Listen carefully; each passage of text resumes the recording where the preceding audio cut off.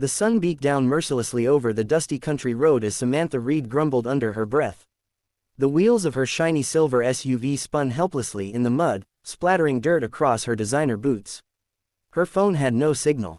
Her white blouse, once crisp and perfect, was now speckled with brown streaks of dust. "This is just great," she muttered, tossing her expensive handbag onto the passenger seat. Samantha wasn't used to this kind of place. She was a city girl through and through, the kind who lived on cappuccinos, Wi-Fi, and noise. Her company had sent her on a field outreach trip to meet farmers in the region and discuss a potential land purchase. It was supposed to be a quick business trip, but now, she was stuck on an empty road, miles from anywhere. Frustration burned in her chest. She kicked the tire in defeat. Of course this would happen today, she sighed. Just then, the distant rumble of an old tractor broke the silence. Samantha turned, squinting through the heat waves. A figure in a wide-brimmed hat was driving the clunky machine along the edge of a wheat field. Dust and sunlight framed him like something out of an old painting. As the tractor slowed, the man jumped off and walked toward her, wiping his hands on a rag. His shirt was rolled up to the elbows, revealing sun-bronzed arms and a few streaks of grease. "You look like you've had better days," he said with a faint smile. Samantha folded her arms. "My car's stuck. I don't suppose you have a tow truck hidden behind that tractor?" He chuckled softly. "No tow truck, ma'am. But maybe I can help." Something about his calm, confident voice disarmed her frustration. He crouched near her tires, assessing the mud. "You tried to gun it, didn't you?" Samantha blinked. "What? You hit the gas too hard. That's why your wheels are buried deeper than a fox in a henhouse." She frowned. "I didn't exactly take country driving lessons." He grinned again, his eyes crinkling kindly. "Well, I guess you're about to." Within minutes, he grabbed a shovel from his tractor, digging around the tires while Samantha watched helplessly. "You could help, you know," he teased without looking up.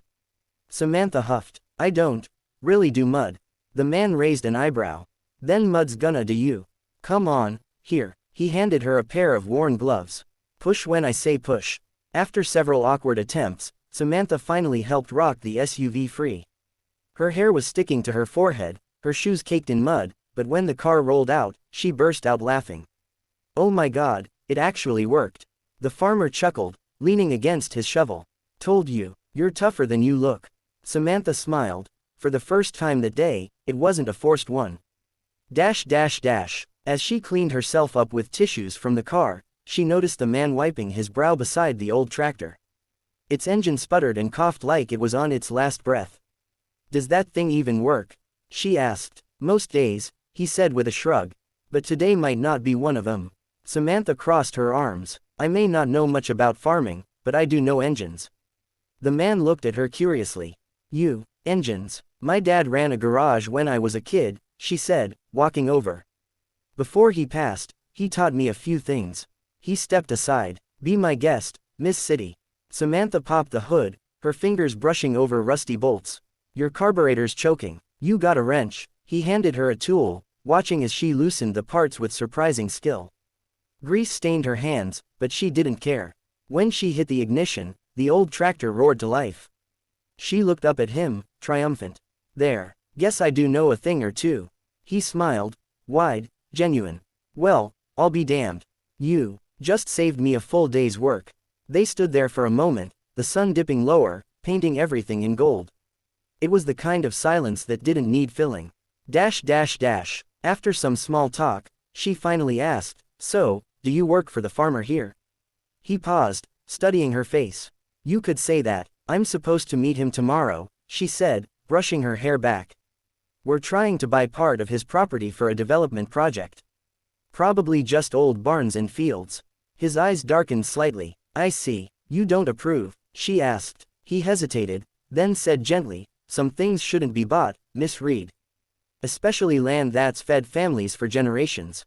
Samantha crossed her arms defensively. "It's business. Nothing personal." He nodded, his jaw tight. "Sure, nothing personal. That night, Samantha checked into the only inn in town. The air smelled like rain and pine. Something about the farmer's words wouldn't leave her mind. His quiet strength, the way he looked at the land, it wasn't pride. It was love. The next morning, she drove to the address on her company's file. The farmhouse stood tall, surrounded by golden wheat fields. When she stepped out, a familiar voice greeted her. "Morning, Miss Reed." It was him, the farmer from yesterday. Samantha blinked. "Wait, you're the owner." He smiled faintly. "Name's Luke Tanner. My grandfather built this place with his bare hands." Her mouth fell open. "You didn't tell me yesterday. You didn't ask," he said, eyes glinting with quiet amusement. Samantha felt a rush of embarrassment. "Oh my God, and I thought you were just the help," he finished softly. She flushed. "I didn't mean it like that." Luke looked at her for a long moment, then smiled kindly. "Don't worry, you learned something yesterday. About cars, about mud, maybe even about people." They spent hours walking through the fields as Luke explained what the land meant to him. His voice carried a quiet pride as he spoke of his family, the harvests, the storms, the rebuilding. Samantha listened, really listened. When she finally stood before her laptop that evening, ready to finalize the sale, her hands froze. Instead of approving the purchase, she wrote a new report. Greater than, land too valuable to local community, recommend alternative site. Preserving rural livelihood outweighs corporate development. When she emailed it in, she felt something lift from her shoulders. A week later, she returned to see Luke.